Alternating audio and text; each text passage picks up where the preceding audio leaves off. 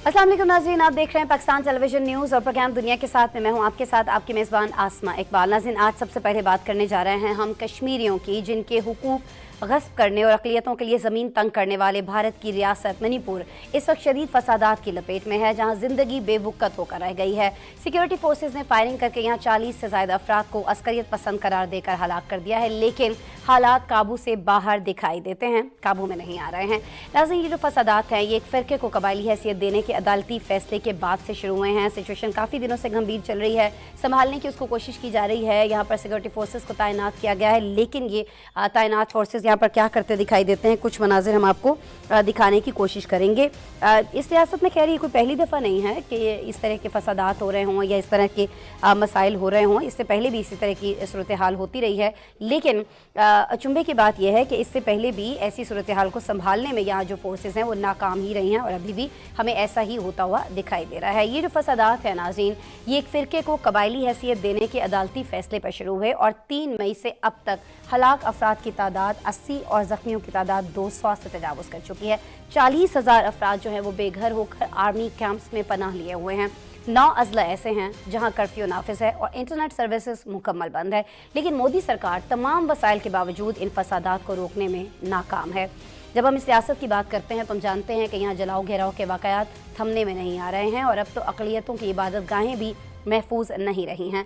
Bharatiya Janata party की हुकूमत इस रियासत में इंसानी जानों और अमलाक को तहफ़्फ़ुज़ नहीं दे पा रही है। इसकी वजूहात क्या हैं, कुछ चीज़ें हम आपको एक रिपोर्ट में दिखाएंगे, कुछ चीज़ें पूछने की कोशिश करेंगे जी अब्दुल्ला शाद साहब से, जो कि भारतीय उमूर के माहिर हैं। स्टूडियो में आप देख सकते हैं मेरे साथ तशरीफ़ रखते हैं। अस्सलाम वालेकुम अब्दुल्ला, कैसे हैं आप? वालेकुम सलाम। अब्दुल्ला, हम ज़रूर आपसे गुफ्तगू का आगाज़ करेंगे। बहुत सारे सवालात हमारे जहनों में हैं जिनके जवाबात आपसे चाहेंगे, लेकिन नाज़रीन उससे पहले एक रिपोर्ट, एक पैकेज आपको दिखा रहे हैं।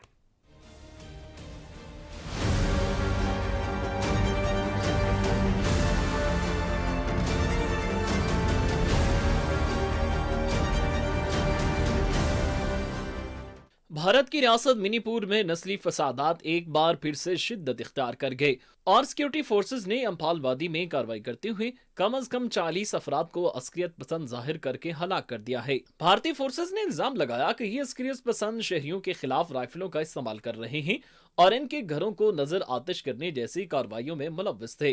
सिक्योरिटी फोर्सेज की तैनाती के बावजूद मुश्तिल हुजूम ने उमूर खारजा के वजीर मुमलिकत RK रंजन सिंह के मकान पर हमला कर दिया था। हमले के वक्त वो अपने दूसरे घर पर मौजूद थे। एक रोज कबल तशद्दुद के दौरान एक सिक्योरिटी एहलकार और 4 आम शहरी मारे गए थे। आज भी पुरतशद्दुद वाक़यात में एक शख्स हलाक हो गया। 3 मई से शुरू होने वाले तसादुम के दौरान अब तक 80 अफराद हलाक और 200 से ज्यादा जख्मी हो चुके हैं, जबकि 40 से 45 हजार अफराद को बेघर होकर आर्मी कैंपों में पना लिए हुए हैं। मोबाइल सर्विस और इंटरनेट हफ्तों से बंद है।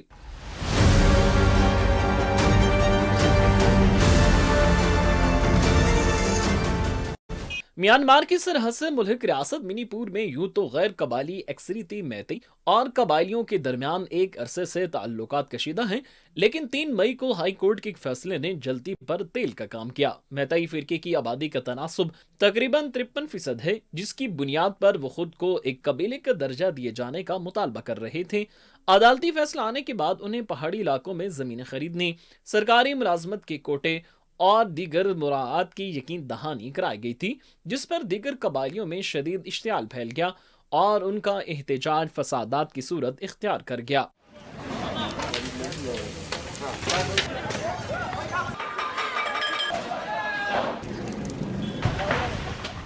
फसादात सिक्योरिटी फोर्सेस के कंट्रोल से बाहर हुए तो मोदी सरकार ने पहले तो मामले को नजरअंदाज किए रखा। जब हालात कंट्रोल से बाहर हुए तो आधी रियासत जल चुकी थी, जिस पर सरकार को रियासत के 9 अजला में कर्फ्यू नाफिज करना पड़ा।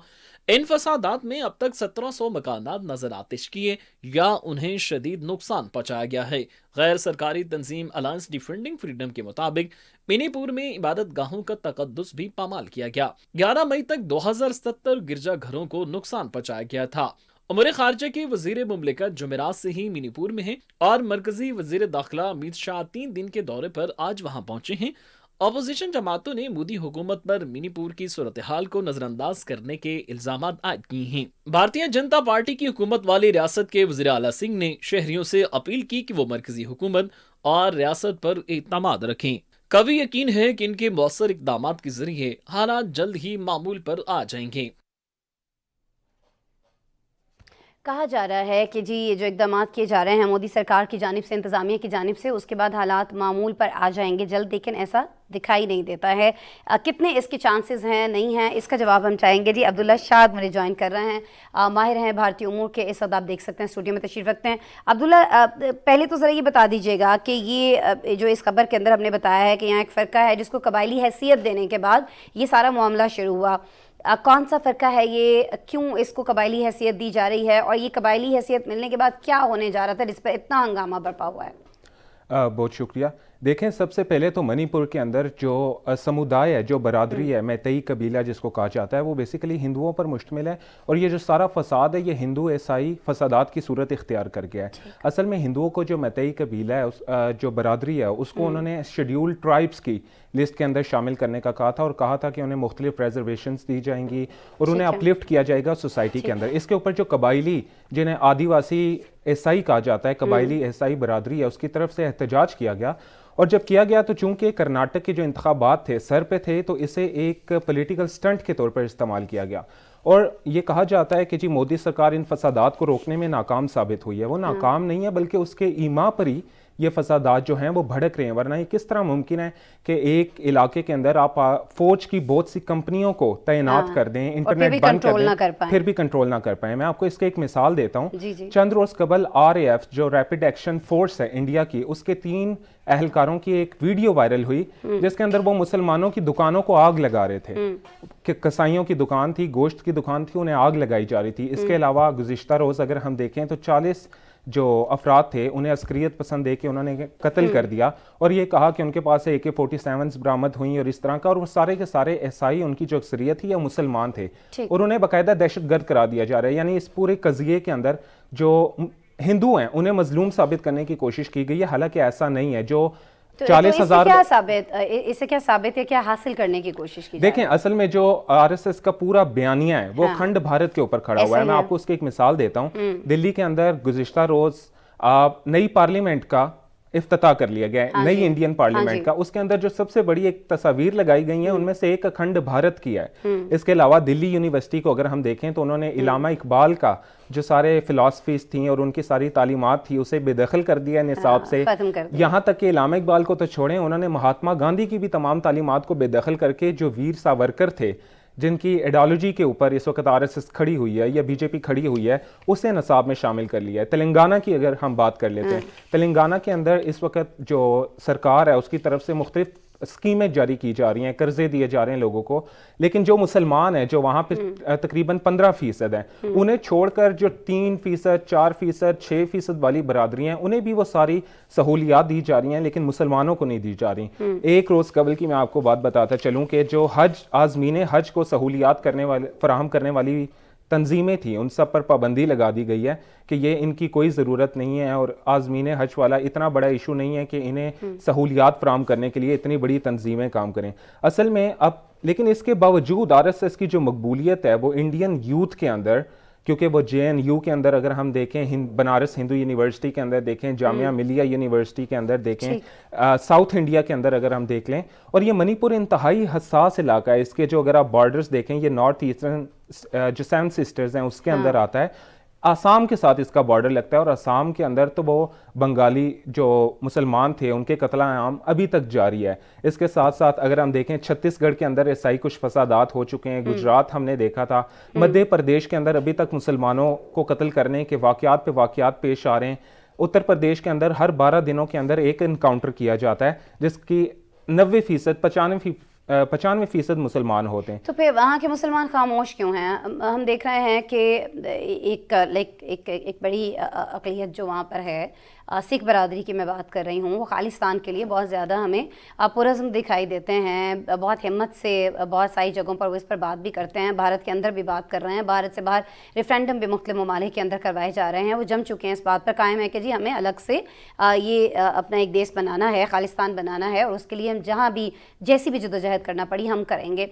तो بھارت کے جو مسلمان ہیں ان کی آواز اتنی پرزور ہمیں دکھائی کیوں نہیں دیتی ہے، حالانکہ ان کی تو تعداد بھی زیادہ ہے اگر ہم سکھ برادری کے بات کریں تو؟ سب سے پہلی بات تو یہ کہ پنجاب اور ہریانہ یہ جو صوبے ہیں اس کے اندر انڈیا کی 85 سے 90% جو ایگریکلچر ہے وہ یہیں پہ ہوتی ہے، اور یہاں پر سکھ جو ہیں بھاری اکثریت کے اندر ہیں، یعنی ان کے پاس ایک پورا صوبہ ہے جو ان کی نمائندگی کرتا ہے. کسی صوبے کے اندر مسلمان اکثریت کے اندر نہیں ہے اور کہ وہ اپنی بات کر سکیں. دوسری بات یہ ہے کہ دیہی مسلمان جو ہیں بھارت کے اندر ان کا 94.9% خط افلاس سے نیچے زندگی گزار رہا ہے.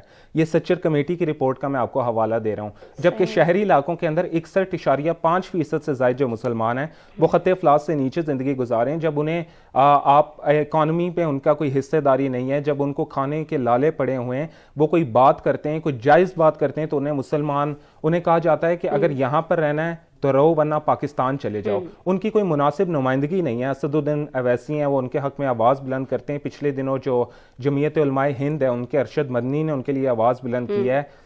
اس طرح کی آوازیں اٹھتی ہیں لیکن ان کے پاس ایک تو کوئی مؤثر ترجمان بھی نہیں ہے، اور دوسری بات یہ کہ کیونکہ وہ پورے بھارت کے اندر سکیٹرڈ ہیں. سکھوں کا ایسا نہیں ہے، ان کی جو اکثریت ہے وہ پنجاب اور ہریانہ میں ہی ہے، تو ان کی آواز اور ان کا نیریٹو زیادہ سٹرونگ ہے. ٹھیک ہے.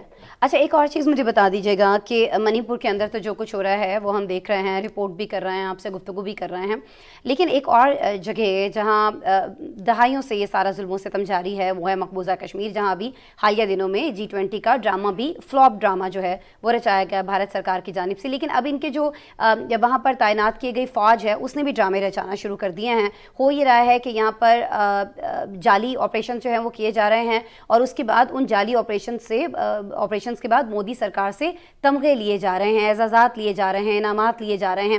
اس پر تھوڑا سا تبصرہ فرما دیجیے گا، اور پھر ذرا یہ فرما دیجیے گا کہ جو بھارتی دہشت گردی جاری ہے، چاہے وہ مقبوضہ کشمیر کے اندر ہو یا چاہے وہ منی پور کے اندر ہو یا چاہے جو کچھ گجرات کے اندر ہوا تھا، اس پر عالمی برادری جس طرح سے خاموش رہی ہے، آپ کو لگتا ہے کہ منی پور کے معاملے پر بھی یہی خاموشی، یہی سناٹا ہمیں سنائی دے گا، دکھائی دے گا؟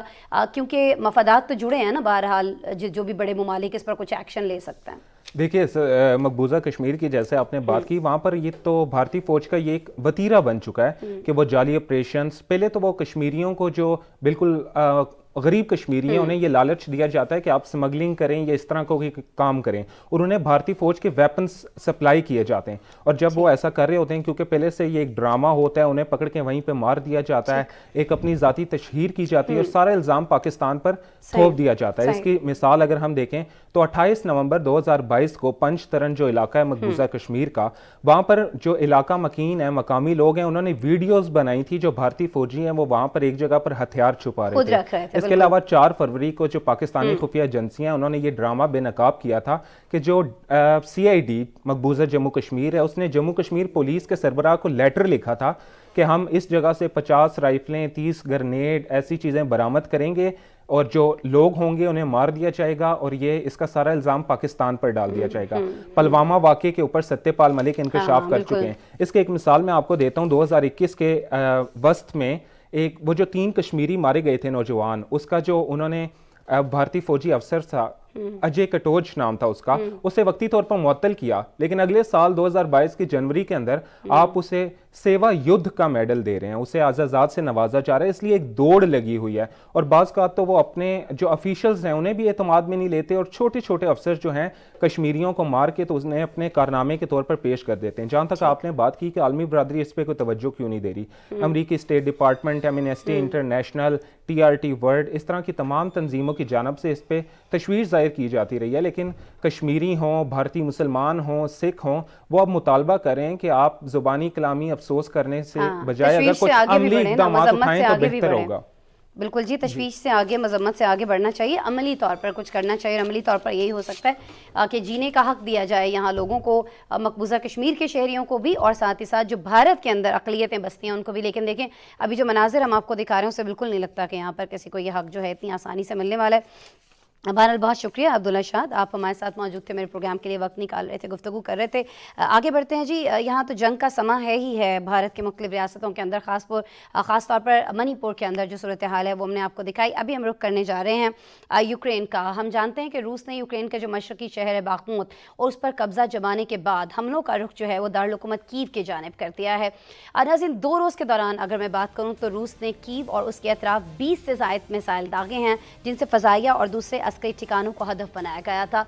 यूक्रेनी फ़ज़ाइया ने इन तमाम मिसाइलों को फ़ज़ा में ही मार गिराने का दावा किया है। यूक्रेनी फ़ौज को इन हमलों से ज़्यादा नुकसान तो नहीं उठाना पड़ा है, लेकिन उसने तस्लीम ज़रूर किया है कि रूसी हमले दिल दहला देने वाले हमले थे। नाज़रीन, ये कुछ मनाज़िर हम आपको दिखा रहे हैं जो आप देख सकते हैं। ये एक मेट्रो स्टेशन के हैं जहां बड़ी तादाद में यूक्रेनी अवाम रूसी हमलों से बचने के लिए पनाह लिए हुए हैं। ये एक मेट्रो स्टेशन है, इसमें आप देख सकते हैं बच्चे हैं, ख़वातीन हैं, नौजवान हैं, बुज़ुर्ग बहुत बड़ी तादाद में यहाँ पर सहम में बैठे हैं कि पता नहीं आगे उनके साथ क्या होगा। जो तजियाकार हैं, इस हवाले से गहरी निगाह रखते हैं, वो ये कहते हैं कि रूसी हमलों में शिद्दत आने के बाद यूक्रेन जो है वो दिफाई पोजीशन में है, लेकिन तब तक मगरबी ममालिक की जंगी इमदाद उन तक पहुंच जाएगी, उन्हें ये लगता है, इसलिए उनकी पोजीशन जो है वो स्ट्रॉन्ग होती हुई भी हमें दिखाई देती है। सिचुएशन इस वक्त है क्या यूक्रेन के अंदर, और फिर रशिया के ऊपर जो अटैक्स की बात हो रही थी कि जब से इमदाद मिली है यूक्रेन को, उसके बाद उसने रशिया की सरहद के अंदर अटैक्स करने शुरू कर दिए, उस पर रशिया का क्या रिएक्शन आ रहा है, ये सारी चीज़ें एक रिपोर्ट में हमारे पास, एक पैकेज में आपको दिखा रहा है।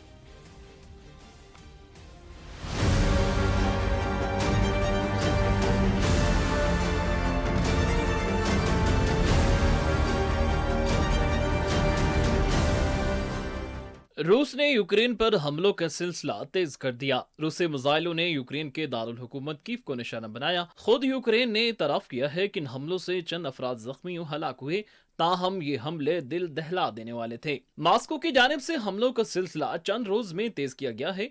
यूक्रेन ने दावा किया है कि रूस की जानिब से दागे जाने वाले तमाम 20 मिसाइलों को हदफ तक पहुंचने से कबल ही मार गिराया गया। एक मिसाइल का मलबा पेट्रोल पंप पर गिरा, जिससे एक शख्स हलाक हुआ। रूस ने रवा माह यूक्रेन के दारुल हुकूमत कीव को निशाना बनाया और उस पर 16 फिजाई हमले किए हैं। ताहम हालिया हमले संगीन नौयत के थे, जिनका हदफ फौजी ठिकाने थे। मुतादिद मिसाइलों का मलबा वस्ती कीव के रहायशी इलाकों में भी गिरा। यूक्रेनी फिजाई के तर्जमान का कहना था कि ताज़ा तरीन हमले में बैलिस्टिक मिसाइल इस्तेमाल किए गए। ये भी मुमकिन था कि S-300 और S-400 मिसाइल फायर किए गए हों।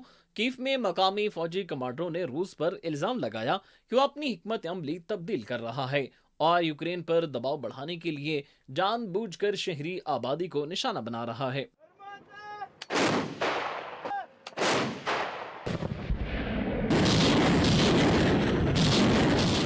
यूक्रेन की सदर व्लादिमीर ज़ेलेंस्की ने अपने मुल्क की फिजाई दिफाई अफवाज की तारीफ की और अपने फौजी कमांडर्स को हीरो करार दिया है। तजियाकार कहते हैं यूक्रेनी फौज की कोशिश है कि फौजी एहलकारों को तरबियत देने और मगरबी इत्तेहादियों से फौजी साजो सामान हासिल करने के लिए उन्हें ज्यादा से ज्यादा वक्त मिल जाए, जबकि मॉस्को अपनी तवील मुतवक्के जवाबी कार्रवाई से कबल यूक्रेन के फिजाई दिफा को खत्म करने और उसे नुकसान पहुंचाने की कोशिश कर रहा है।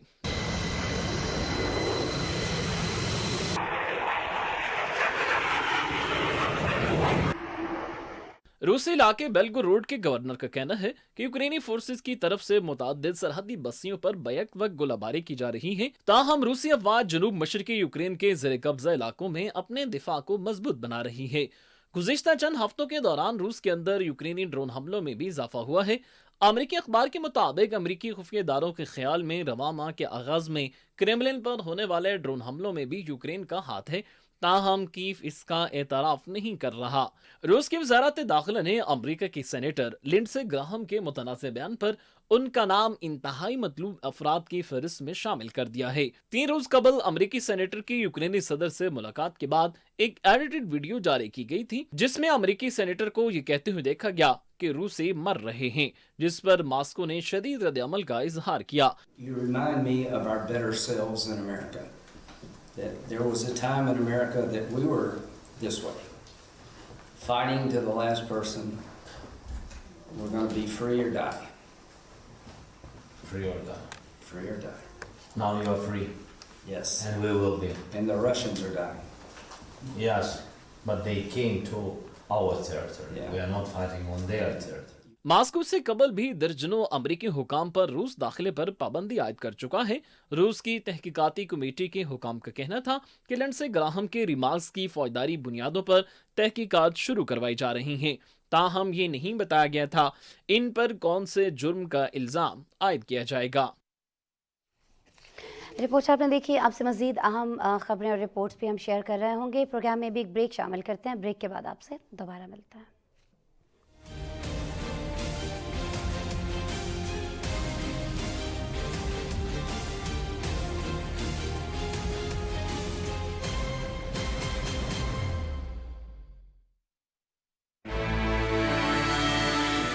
धूप की पहली किरण के साथ पाकिस्तानियों के नाम आगाही का एक पैगाम। मुल्क के नामवर सहाफियों और कॉलम निगारों की बेहतरीन टीम, जिनका काम खबर को सही जाविये से परखना और बेहतरीन अंदाज में कारीन को आगाह करना है, ताकि कारीन करें हर नई सुबह का आगाज पाकिस्तान के बेहतरीन उर्दू अखबार रोजनामा नई बात के साथ। सियासत, हुकूमत, मईशत, अदालत, खेल, शोबिस, आलमी मंजरनामा, टेक्नोलॉजी और दिलचस्प अजीब खबरों के साथ तमाम बड़े शहरों से बैक वक्त शाया होने वाला पाकिस्तान का मोतबर तरीन अखबार रोजनामा नई बात आज ही अपने अखबार फरोश से तलब करें।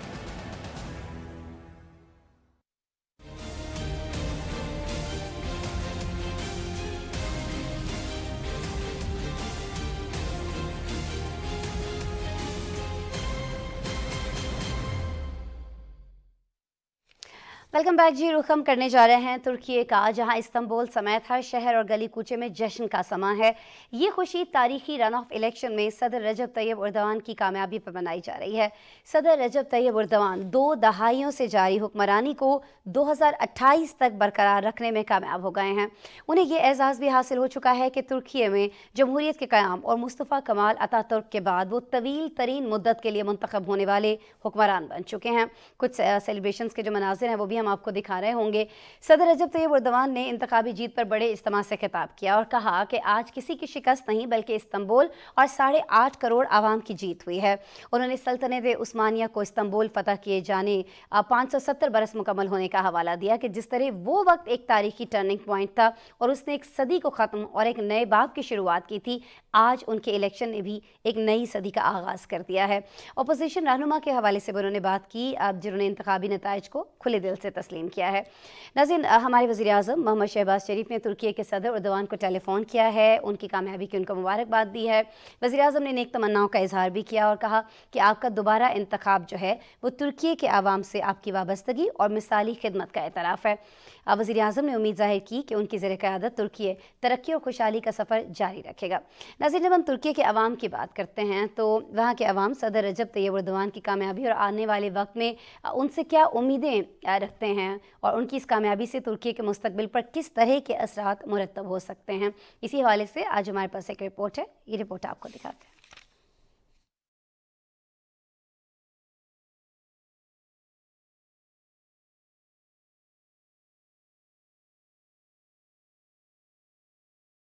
तुर्की की अपोजिशन की ख्वाब उस वक्त चकनाचूर हो गए जब सदर रजब तैयब उर्दगान ने अपनी 2 दहाइयों से जारी हुक्मरानी को 2028 तक बढ़ाने के लिए तारीखी रन ऑफ इलेक्शन में बाआसानी कामयाबी हासिल कर ली। तुर्क मीडिया के मुताबिक सदर उर्दगान ने 2 करोड़ 78 लाख से जायद यानी 52.18% वोट हासिल किए, जबकि उनके हरीफ उम्मीदवार कमाल कलिचदार 2 करोड़ 55 लाख से जायद वोट हासिल कर सके। तुर्की इलेक्शन हुकाम की जानिब से रजब तैयब उर्दगान की जीत के ऐलान के बाद AKP के पुरजोश वोटर सड़कों पर निकल आए और जश्न मनाया। सदर उर्दगान ने इस्तांबुल में अपने खिताब में कहा कि इस कामयाबी से तुर्की के लिए नई सदी के दरवाजे खुल गए हैं। आइंदा 5 सालों के लिए मुंतखब करने पर हर एक को मुबारकबाद पेश करता हूँ।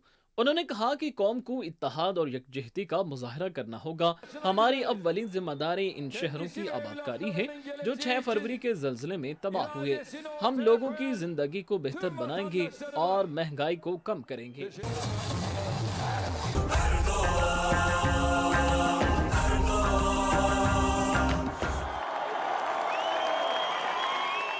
वज़ीर-ए-आज़म पाकिस्तान शहबाज शरीफ ने रजब तैयब उर्दगान को दोबारा सदर मुंतखब होने पर मुबारकबाद पेश की।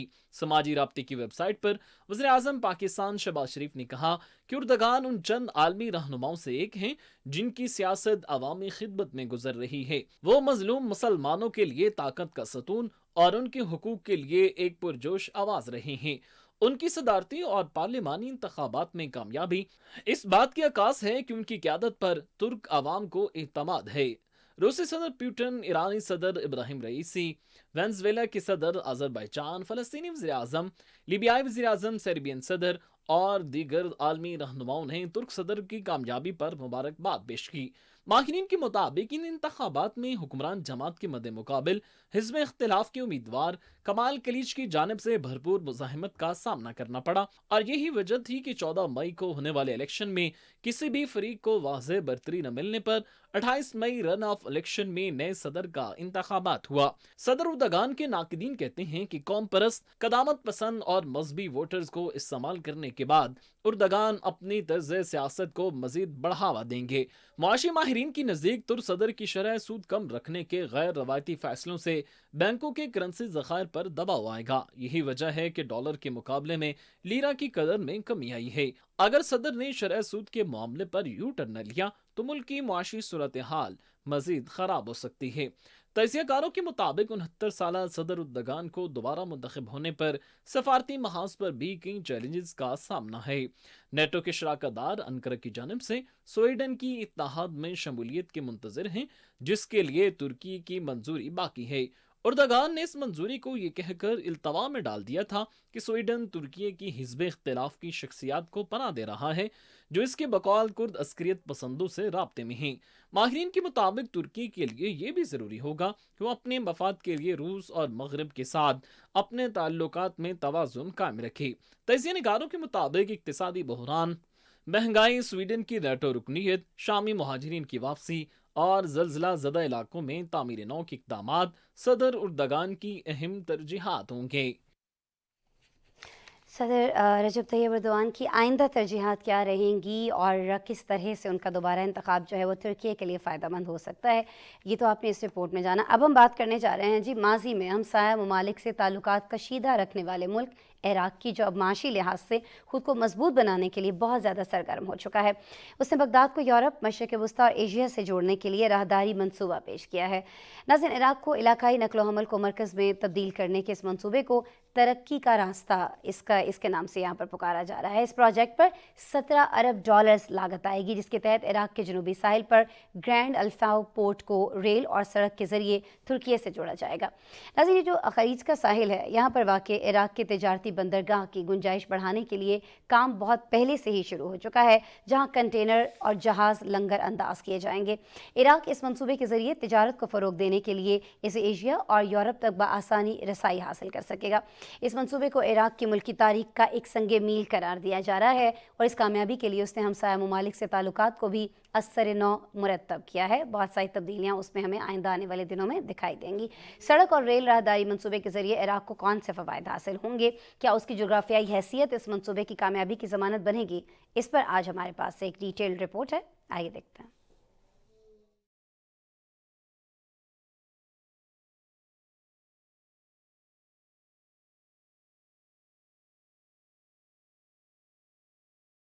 عراق نے 17 بلین ڈالر کے اس علاقائی ٹرانسپورٹ منصوبے کا اعلان کر دیا ہے، جس کا مقصد عراق کے تیل سے مالا مال جنوب میں واقع گرینڈ فاو پورٹ کو ترکی سے جوڑنا ہے۔ 17 ارب ڈالر کا یہ منصوبہ 1200 کلومیٹر شمالی سرحد سے ترکی کے ساتھ جبکہ جنوب میں خلیج تک پھیلے گا۔ ترقی کا راستہ کے عنوان سے پیش کیے گئے اس منصوبے پر لاگت کا تخمینہ 17 ارب ڈالر لگایا گیا ہے، جس میں ریلوے لائنیں اور ہائی ویز تعمیر کی جائیں گی۔ وزیر اعظم محمد شیع السودانی نے ایران، اردن، کویت، عمان، قطر، سعودی عرب، شام، ترکی اور متحدہ عرب امارات کی وزارت ٹرانسپورٹ کے نمائندوں کے ساتھ کانفرنس کے دوران یہ منصوبہ پیش کیا۔ عراقی وزیر اعظم نے بتایا کہ ریلوے اور ہائی ویز کے نیٹ ورک کے ذریعے ایشیائی ممالک کو ترکی سے ملایا جائے گا اور ترکی کے راستے یورپ سے منسلک ہوں گے۔ اس منصوبے کا ایک مرکز گرینڈ فاو پورٹ ہوگی، جبکہ اس بندرگاہ کے قریب ہی ایک سمارٹ صنعتی شہر تعمیر کیا جائے گا۔ انہوں نے اس منصوبے کو معاشی لائف لائن کے ساتھ ساتھ مفادات، تاریخ اور ثقافتوں کی ہم آہنگی کے لیے ایک امید افزا موقع قرار دیا ہے۔ اس پروجیکٹ کے ذریعے نہر سویز کا مقابلہ کرنے کے لیے ایشیا اور یورپ کے درمیان سفر کا وقت کم کر کے ملک کو ٹرانزٹ ہب میں تبدیل کیا جا سکے گا۔ عراقی وزیر اعظم نے بتایا کہ منصوبے کو پایہ تکمیل تک پہنچانے کے لیے عراق اپنے برادرانہ اور دوست ممالک کے ساتھ ताउन पर बहुत ज्यादा इन्हिसार करेगा। रवां हफ्ते इराक की मेजबानी में होने वाले इलाकाई कॉन्फ्रेंस में शरीक ममालिक ने इस मंसूबे को आगे बढ़ाने के लिए मुश्तरका तकनीकी कमेटियां कायम करने पर इत्तेफाक किया है। बगदाद में तुर्की की सफीर अली रजा ने कहा कि तरक्की का रास्ता खित्ते के ममालिक के दरमियान बाहमी इन्हिसार को फिरोग देगा। ये जाहिर किए बगैर कि उनका मुल्क इस मंसूबे में क्या किरदार अदा करेगा। इराकी पार्लियामेंट की ट्रांसपोर्ट कमेटी के मुताबिक अभी इस मंसूबे के हवाले से मजीद बातचीत की जरूरत है। कोई भी मुल्क जो चाहेगा मंसूबे का हिस्सा बन सकता है और इस मंसूबे को 3 से 5 साल में मुकम्मल किया जा सकता है। इराकी बंदरगाहों के लिए जनरल कंपनी के डायरेक्टर जनरल फिरहान अल फिरदौसी ने खबर एजेंसी रॉयटर्स को बताया कि अगले साल के अवाइल में काम शुरू हो जाता है तो ये मंसूबा 2029 में मुकम्मल हो जाएगा। रिपोर्ट्स में बताया गया कि खलीज के साहिलों पर वाक़ई तिजारती बंदरगाह अल्फाओं पर सलाहियत बढ़ाने के लिए काम पहले से ही शुरू हो चुका है, जहां नई सड़क और रेल राब्तों पर सवार होने से पहले कार्गो को उतारा जाना है। इस मंसूबे को रास्ते के साथ साथ बसरा, बगदाद और मोसल के बड़े शहरों और तुर्की की सरहद तक तकरीबन 15 ट्रेन स्टेशन की तामीर भी शामिल है। खलीज जिसकी सरहदें बड़ी हद तक ईरान और सऊदी अरब से मिलती हैं, खास तौर पर खित्ते के ममालिक के निकाले गए हाइड्रोजन की नकलो हमल के लिए एक बड़ा शिपिंग जोन है। तजियाकारों के मुताबिक इराक की जानिब से पेश किया जाने वाला डेवलपमेंट रोड मंसूबा कामयाब रहता है तो वक्त के साथ साथ इसका दायरा कार बढ़ता जाएगा और फिर पाकिस्तान और अफगानिस्तान जैसे ममालिक भी इसमें शामिल हो सकेंगे। ये भी कहा जा रहा है कि इस मंसूबे को बाद अज़ां चीन के रोड एंड बेल्ट मंसूबे से मुंसलिक किया जा सकता है। बिल्कुल जी, बहुत सारी पेशगोइयाँ की जा रही हैं। पाकिस्तान और अफ़गानिस्तान जैसे ममालिक भी इसके अंदर शामिल हो सकते हैं और इससे दीगर बड़े ममालिक में जो ऑलरेडी बहुत सारे प्रोजेक्ट्स चल रहे हैं उससे भी जोड़ा जा सकता है। रिपोर्ट आपने देखी। अब हम बात करने जा रहे हैं जी प्रोग्राम में ओमान के सुल्तान हैसम बिन तारिक अस सैद की जो 2 रोज़ा दौरा ईरान मुकम्मल कर चुके हैं और इस दौरान दोनों मुल्कों के मबैन इक़्तिसादी, सरमायाकारी, तवानाई और जो फ्री जोन है उसके सिलसिले में ताउन के मुश्तरका दस्तावेज़ात और मुआहदे किए गए हैं। ओमानी सुल्तान ने 2020 में इक़्तिदार संभालने के बाद ईरान का ये पहला दौरा किया है। नाज़रीन, अब हम बात करते हैं ओमानी सुल्तान की, तो उनके इस दौरे को ख़ास अहमियत का हामिल तस्वुर किया जा रहा है। मगरिब और ईरान के हवाले से बातचीत में ओमान ने हमेशा सालसी का किरदार अदा किया है और इसी की बदौलत दोहरी शहरियत के हामिल जो मुतादिद अफराद और शहरी हैं उनको रिहाई मिली है। इस हवाले से हमारे पास एक रिपोर्ट है, आपको दिखाते हैं।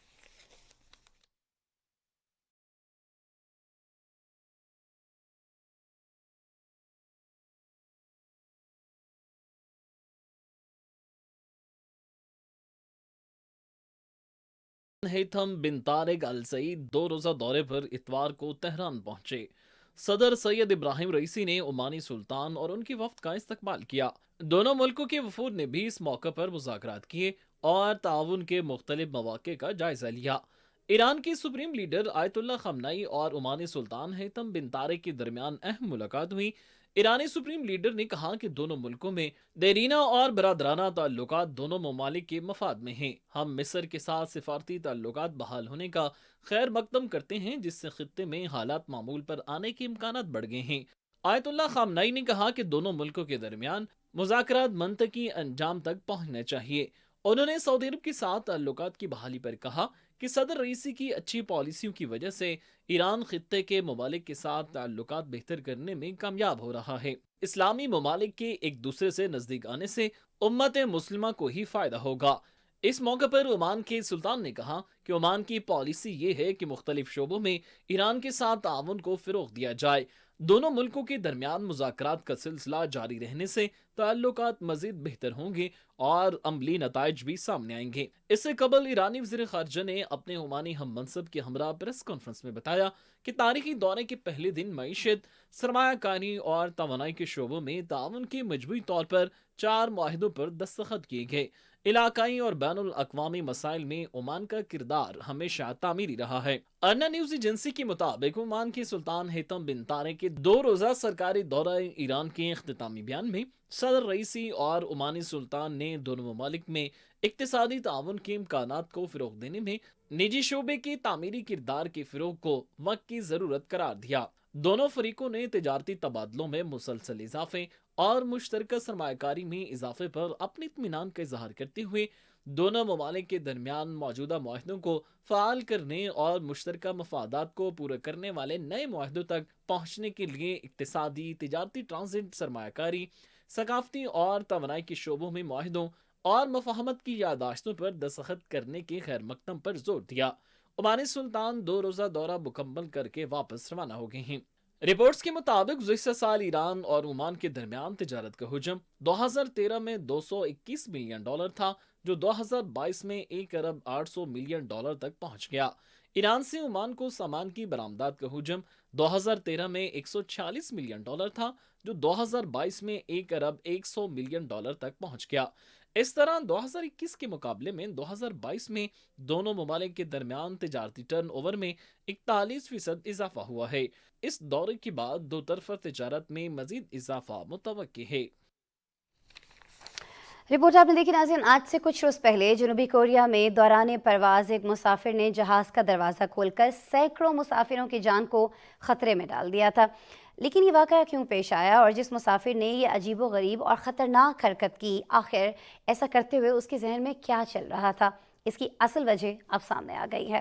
गैर मुल्की मीडिया ये रिपोर्ट करता है कि जब इस अजीब हरकत करने पर मुसाफिर को गिरफ्तार किया गया तो उसने बताया कि जब जहाज़ रनवे पर उतर रहा था, उतरने के करीब था, तो उसे कुछ घुटन महसूस हुई और उसने चाहा कि जितनी जल्दी हो सके वो जहाज़ से उतर जाए।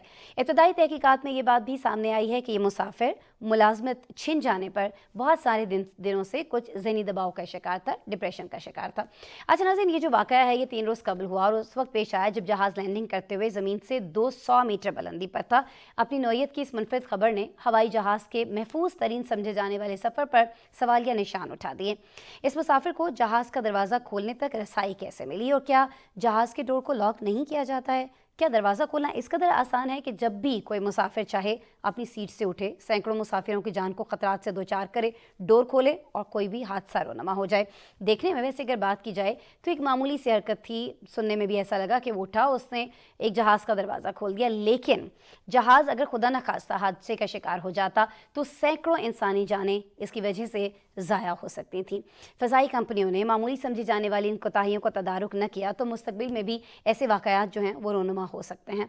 फ़ज़ाई सफ़र को महफूज बनाने के लिए डोर को लॉक करना इंतहाई नागुज़ीर हो चुका है ताकि कोई भी मुसाफिर इसे आइंदा इस तरह आसानी से न खोल पाए। लेकिन जहाज़ की ये जो कंपनीज़ होती हैं, मुख्तलिफ जो एयरलाइंस हैं और ख़ास तौर पर जो तैयारा बनाने वाली कंपनीज़ हैं, उनका कहना यही है कि जी इसको क्योंकि इमरजेंसी लैंडिंग के वक्त इसको इस्तेमाल किया जाता है या मुसाफिरों को जब कोई इमरजेंसी हो और जहाज़ से फ़ौरी तौर पर निकालना हो तो उसकी वजह से इसको लॉक नहीं किया जाता। लेकिन कोई इसका और सद्देबाब होना चाहिए। वैसे एक बड़ी कंपनी जो है उसने ये किया है कि जी ये जहाँ पर ये डोर होता है जिसको इस तरह से खोला जा सकता है, उसके आसपास जो पैसेंजर्स को सीटें दी जाती थी वो नशिस्तें अब देने का फ़ैसला जो है उन्होंने वापस ले लिया है। वैसी सीट्स नहीं अब बुक कर रहे हैं।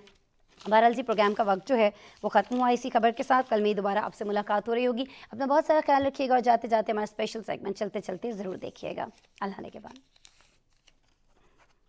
हस्पानवी वज़ीर-ए-आज़म पेड्रो सांचेज़ ने मकामी और इलाकाई इंतखाबात में शिकस्त के बाद कौमी असम्बली को तहलील करने और किंग फिलिप से 23 जुलाई को कबल अज़ वक्त इंतखाबात का मुतालबा कर दिया। उन्होंने ये ऐलान ऐसे वक्त में किया जब उनकी हस्पानवी सोशलिस्ट वर्कर्स पार्टी को मकामी और इलाकाई इंतखाबात में बड़ा धचका लगा। हस्पानवी वज़ीर-ए-आज़म ने बताया कि उन्होंने पार्लियामेंट तहलील करने के फैसले से किंग फिलिप को पार्लियामेंट को तहलील करने के अपने फैसले से आगाह कर दिया है। जापान की हुकूमत का कहना है कि शुमाली कोरिया ने जापान को 31 मई से 11 जून के दरमियान एक सैटेलाइट लॉन्च करने के बारे में आगाह किया है, जो कि एक बैलिस्टिक मिसाइल हो सकता है, जबकि प्योंगयांग उसे एक सैटेलाइट करार देता है। जापानी वज़ीर-ए-आज़म ने शुमाली कोरिया पर जोर दिया है कि वो लॉन्चिंग से बाज रहे। बसूरत दीगर वो अपने इत्तेहादियों अमरीका और जनूबी कोरिया के साथ मिलकर एक्शन लेगा। अफ्रीकी मुल्क चाड में पाकिस्तानी डॉक्टरों की टीम ने खिदमत की आला मिसाल कायम करते हुए अंधेपन के 400 मुफ्त ऑपरेशन किए हैं। इस्लामी ताउन तंजीम के ज़ैली इदारा कामस्टेक इस्लामी तरक्याती बैंक और LRBT ट्रस्ट के मुश्तरका इश्तराक से लगाया जा रहा है। पाकिस्तान से जाने वाला ये अपनी नौयत का पहला मेडिकल मिशन है जो जदीद सहूलियात से लैस है। चाड के नौजवानों को नाबीनापन से बचाने के लिए आगाही मुहिम का आगाज भी कर दिया गया। लंदन पुलिस आइंदा किसी जहनी सेहत के हंगामी वाक़े पर गाल वसूल नहीं करेगी। मेट पुलिस कमिश्नर का कहना है कि लंदन पुलिस मेडिकल प्रोफेशनल नहीं कि जहनी सेहत की हंगामी कॉल्स पर हाजिर हो जाए। 31 अगस्त के बाद हर किस्म की जहनी सेहत की इमरजेंसी कॉल लेने पर पाबंदी होगी। उनका कहना था कि ये वक्त जराइम से निपटने पर लगाने से अहले लंदन को बहुत फायदा और सुकून होगा। इटली में दुनिया भर के सयाहों की पसंदीदा वेनिस की ग्रैंड कैनाल का पानी अचानक सब्ज हो गया। पुलिस हुकाम ने फौरी तौर पर मामले की तहकीकात का आगाज करते हुए सीसीटीवी फुटेज के जायजे के साथ कैनाल के करीब रिहायशियों और कश्तियां चलाने वालों से भी पूछताछ शुरू कर दी है। मकामी सिटी काउंसिल की रुकन ने इल्जाम लगाया कि ये एनवायरमेंट एक्टिविस्टों का काम है जो हालिया महीनों में इटली के सकाफती और तारीखी विरसों पर हमले कर चुके हैं। माहौलियात के माहिरीन ने भी पानी के नमूने हासिल कर लिए हैं और उन्हें जांचा जा रहा है। अमेरिकी रियासत में एक भूखा स्याह रीछ बेकरी में घुस गया। रीछ गैराज में रखे केक से भरे कंटेनर को खींचकर पार्किंग में ले गया और उसमें मौजूद तकरीबन 60 केक खा गया, जबकि बेकरी के मालिक और मुलाजमीन देखते रह गए। ई स्पोर्ट्स किंग अरसलान ऐश ने एक और टूर्नामेंट जीतकर पाकिस्तान का नाम रोशन कर दिया। अरसलान ने अमेरिका में होने वाले कोम्बो ब्रेकर इवेंट में चैंपियन बनने का एजाज हासिल किया। ई स्पोर्ट्स टेकन 7 फाइनल में अरसलान ने जनूबी कोरियन प्लेयर को शिकस्त दी। अरसलान ने मुसलसल दूसरी बार कोम्बो ब्रेकर का टाइटल अपने नाम किया है।